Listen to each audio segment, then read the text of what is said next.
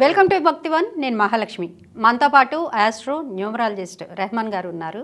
వారిని ఆహ్వానిద్దాం. నమస్తే సార్. నమస్తే అమ్మా. అసలు మీరు ఏ సంఖ్యాశాస్త్రాలు బట్టి చెప్తూ ఉంటారు సార్ ఈ ఆస్ట్రాలజీ అనేది? నేను ఫస్ట్ ఆస్ట్రాలజీ చార్ట్ చూస్తానమ్మా. వీళ్ళందరూ ఈ మధ్యలో న్యూమరాలజీ అని చెప్తున్నారు. అది కూడా పర్టికులర్గా ఫోన్ నెంబర్ల గురించి మాత్రం చెబుతున్నారు. ఇంకా ఏ సబ్జెక్టు చెప్పడంలా. ఫస్ట్ అసలు ఆస్ట్రాలజీ చార్ట్ చూసి ఆస్ట్రాలజీ చార్ట్ ప్రకారం మన లైఫ్ ఎలా ఉండబోతుంది, సంతాన స్థానం ఎలా ఉంది, వివాహ స్థానం ఎలా ఉన్నది, చదువు ఎలా ఉన్నది, అలానే వ్యాపారం ఉన్నదా లేదంటే వృత్తి స్థానం ఎలా ఉన్నది, ఇలాంటివన్నీ ఫస్ట్ చెక్ చేసుకోవాలి.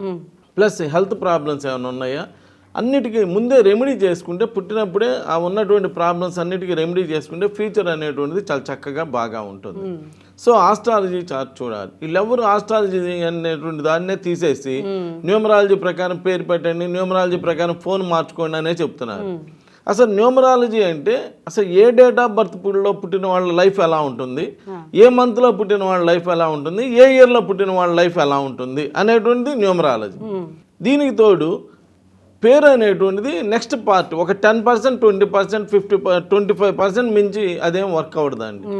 పేరులో ఏమైనా నెగిటివ్ ఉంటే అది కరెక్ట్ చేసుకోవడానికి, లేదా చిన్నపిల్లలకి అయితే ముందే పేరు పెట్టేటప్పుడే నెగిటివ్ నెంబర్ లేనటువంటి పేరు అనేటువంటిది పెట్టడానికి పేరు అనేటువంటిది ఉపయోగపడుతుంది. అలా న్యూమరాలజీ చూస్తాను, ఆస్ట్రాలజీ, న్యూమరాలజీ, పామిస్ట్రీ చెయ్యి చూడాలి, ఫేస్ రీడింగ్ చూడాలి, సిగ్నేచర్ చూడాలి.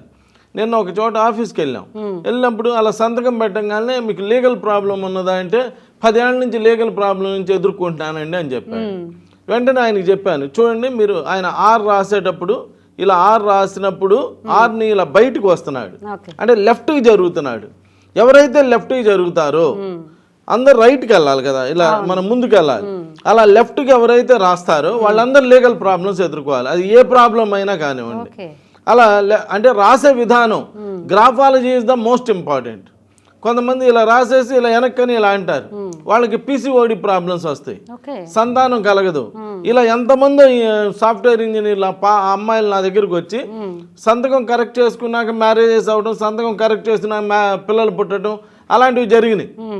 అంటే మనం పెట్టే సంతకం, మన హ్యూమన్ బాడీ సంతకం అంటే ఆ బాడీలో ఏ పార్ట్లు ఎలా వాడుకోవాలి ఏంటి అనేటువంటిది కూడా చాలా జాగ్రత్తలు తీసుకోవాలి. ఇంత సబ్జెక్ట్ ఉంది. అలానే మ్యారేజ్ డేట్ ఎలా ఉండాలి, అలానే మ్యారేజ్ డేట్తో పాటు ఇవన్నీ సిగ్నేచర్ ఎలా పెట్టాలి, ఇన్ని రకాలు చూసుకొని మంచి రిజల్ట్స్ ఇస్తే బాగా ఉంటుంది. కానీ ఓన్లీ న్యూమరాలజీ ప్రకారం నా దగ్గర రండి పేరు మారుస్తాను లేదా ఫోన్ నెంబర్ మారుస్తాను. ఈ మధ్య పేరు కూడా సరిగ్గా మార్చడంలా, ఓన్లీ ఫోన్ నెంబరు అందరికీ 46వ నెంబర్, అందరికీ 46వ నెంబర్ ఫోన్ నెంబర్ పెట్టుకొని సరిపోయిద్ది అని చెప్తున్నారు. అంటే ఏ డేట్ ఆఫ్ బర్త్ వాళ్ళకి ఆ డేట్ ఆఫ్ బర్త్లో పేరు ఉండాలి, ఆ డేట్ ఆఫ్ బర్త్లో ఫోన్ నెంబర్ ఉండాలి. అంతేగాని అందరికీ ఒకటే కాదు కదా, అందరికీ ఒకే గాని కట్టేయకూడదు కదా. ఇవన్నీ ఆలోచించుకొని చేయాలి. సో మంచి ఎక్స్పీరియన్స్ ఉన్నటువంటి మంచి వ్యక్తిని చూడంగానే మీకు టీవీలో ఈయన్ని కలిస్తే మనకు ఉపయోగం ఉంటుంది అని అనిపించితే మీ మనసుకి, అలాంటి వాళ్ళని కలిస్తే వల్ల ఎక్కువగా మీకు ఉపయోగం ఉంటుందండి. సార్ ఇప్పుడు గణేష్ అన్న పేరు ఉన్న వాళ్ళకి ఎట్లా జరగబోతుంది, ఫ్యూచర్ ఎట్లా ఉండబోతుంది? ఇప్పుడు చాలామంది జాతక చక్రం ప్రకారం జీ మీద పేరు రావాలనగానే గణేష్ అని పెడుతున్నారమ్మా. ఈ గణేష్ అనేటువంటి పేరు ఎలా ఉన్నదో చూస్తే ఫస్ట్ ఈ గణేష్ పేరులో చివరిలో ఇష్ అనేటువంటి సౌండ్ వచ్చింది. అబ్బాయిలకి ఇష్ అనే సౌండ్ రాకూడదమ్మా, రాకూడదా? అమ్మాయిలకి మ్యాన్ అనే సౌండ్ రాకూడదు. మంగ మ్యాన్, సమంతాలో మ్యాన్, మంజులాలో మ్యాన్, ఇలా మ్యాన్ ఉన్న వాళ్ళందరూ మగవాళ్ళలాగా కష్టపడి పనిచేయాల్సి వచ్చిందంట. అంటే వాళ్ళే మగవాళ్ళలాగా అన్ని బాధ్యతలు తీసుకోవాలి. ఇష్ అనేటువంటి సౌండ్ వచ్చినటువంటి వాళ్ళు చాలా ఇబ్బందులు పడుతున్నారు. వాళ్ళు ఏదో టెంపరీగా వర్క్ చేస్తున్నారు కానీ పర్మనెంట్గా మగవాళ్ళ బాగా అన్ని పనులలో వాళ్ళు పాల్గొనలేకపోతున్నారు. అది కాక ఇక్కడ గణేష్ అనేటువంటి పేరులో వచ్చేటప్పటికి 22వ నెంబర్ అని చెప్పి కాస్త ఇబ్బందికరమైనటువంటి నెంబర్ ఉన్నది. మరి ఇంకా గణేష్లు ఇంకా హిట్ అవుతున్నారంటే మెయిన్ కారణం ఏంటంటే జీతో పేరు బిగిన్ అవటం, జీ ఫర్ గాడ్. జీతో పేర్లు బిగిన్ అయిన వాళ్ళందరూ కూడా బాగా సక్సెస్ అవుతారు, చాలా బాగా ఉంటుంది. కానీ ఇక్కడ గణేష్లో 22వ నెంబర్ అని చెప్పి ఏమంటాడంటే there will be no steady progress. వీళ్ళకి ప్రోగ్రెస్ అనేది స్టడీగా ఉండదు, వీళ్ళు ఏదో టెంపరీగా పనిచేస్తూ ఆగిపోవటం ఇలాంటివి జరుగుతూ ఉంటాయి. People of this number will make various attempts but only they fail. రకరకాల ప్రయత్నాలు చేస్తూ ఉంటారు, ఏది చేసినా కానీ జీవితంలో ఫెయిల్ అయిపోతూ ఉంటారు. అంటే అవి నెగిటివ్ నంబర్స్. ఆ 22 అనేటువంటి ఒక నెగిటివ్ నంబర్.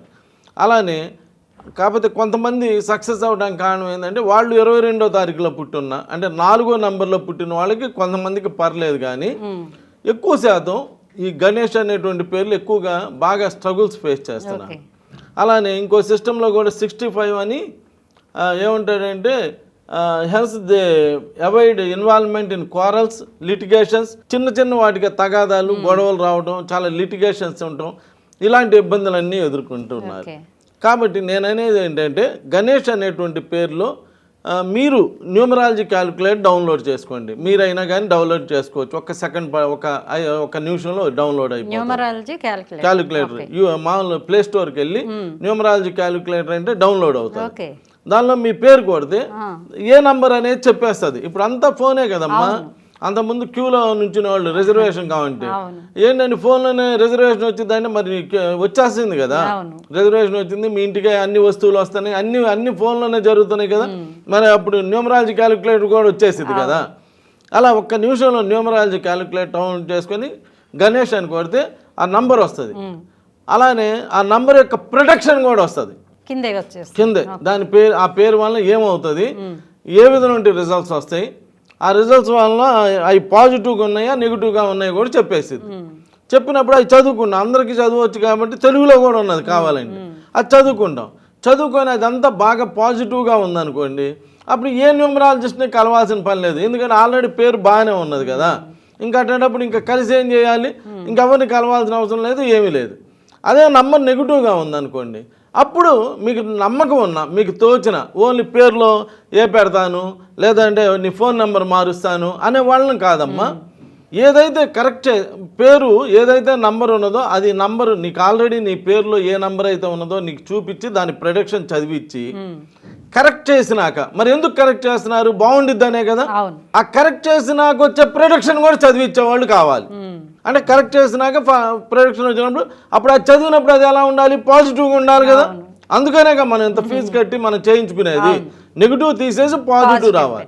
అలా కాకుండా ఈ మధ్యలో అందరూ ఏమైపోయింది అంటే ఫోన్లో అదే వాట్సాప్లో జస్ట్ మీరు డబ్బులు పంపించగానే మీకు పేరు మెసేజ్ వచ్చిందండి. కనీసం మెసేజ్ రావటం ఏందమ్మా, కనీసం వీడియో కాల్లో అన్న చూసుకొని మాట్లాడుకోవాలి కదా. ఇప్పుడు మెసేజ్ వచ్చింది చూసుకొని సరే ఓకే అంటాం కన్నా వీడియో కాల్లో అన్న మాట్లాడుతుంటే కనీసం మీకు డౌట్లు అడుగుతారు, వాళ్ళు డౌట్లు క్లారిఫై చేస్తారు, అంతేగా. కనీసం వీడియో కాల్లో కూడా చేయకపోతే నీకు నేమ్ ఎవరు పంపినట్టు, వాళ్ళ డ్రైవర్ పంపినట్ట, లేదా వాళ్ళ వాచ్మ్యాన్ పంపినట్ట, లేదా వాళ్ళ ఇంట్లో వాళ్ళ స్టాఫ్ పంపినట్ట, అసలు ఎవరు పంపారు, ఎవరితో మాట్లాడాం మనం, ఎవరు మనకి రిజల్ట్స్ ఇచ్చారు అనేదన్నా తెలియాలిగా. తెలియాలంటే డబ్బులు ఉన్నాయి కదా, టక్కని డబ్బులు వేయటం కాదు కదమ్మా. కనీసం వీడియో కాల్లో మాట్లాడతారా అండి అని చెప్పి అడిగితే మాట్లాడతామంటే అప్పుడు వీడియో కాల్లో మాట్లాడి మీకున్న మరి నంబర్ ఇలా పెట్టారు కదా సార్, ఇంతకుముందు ఏమి నెగిటివ్ ఉన్నది, ఇప్పుడు ఏం పాజిటివ్ ఉందో ఆ పాజిటివ్ రిజల్ట్ ఇవ్వండి, అంతేగా. అది పేపర్ ఇస్తాడు కదా, ఇప్పుడు ఏముంది ఫోన్లో పంపించేయటమే కదా, పాజిటివ్ ఏమున్నది, మరి తర్వాత ఫ్యూచర్ ఎలా ఉంది మా అబ్బాయికి ఏంటి అని అన్నీ అడగాలి కదా. ఏమీ లేదు, చెప్పాలి కదా, ఏమీ లేదు. ఇప్పుడు అంతా ఏంటంటే వీళ్ళు డబ్బులు వేయటం, వాళ్ళు మెసేజ్ ఇచ్చేసి అవసరం అయితే వాయిస్ మెసేజ్ బాగుండిద్ది. ఏం బాగుండిద్దో మనకు తెలియాలి కదా, క్లయింట్కి తెలియాలి కదా.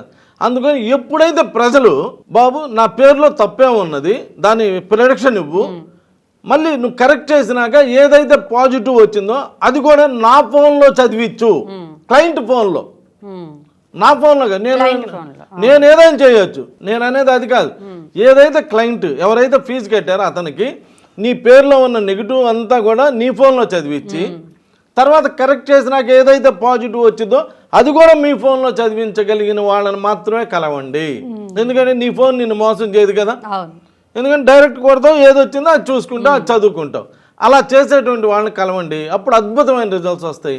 లేకపోతే అనవసరంగా మీ డబ్బులు వేస్ట్, మీకు మళ్ళీ రిజల్ట్స్ రాకపోగా న్యూమరాలజీ మీద ఆస్ట్రాలజీ మీద వీటి మీద ఒక నెగిటివ్ అభిప్రాయం రావడం తప్పితే ఉపయోగం లేదు. నమస్కారం.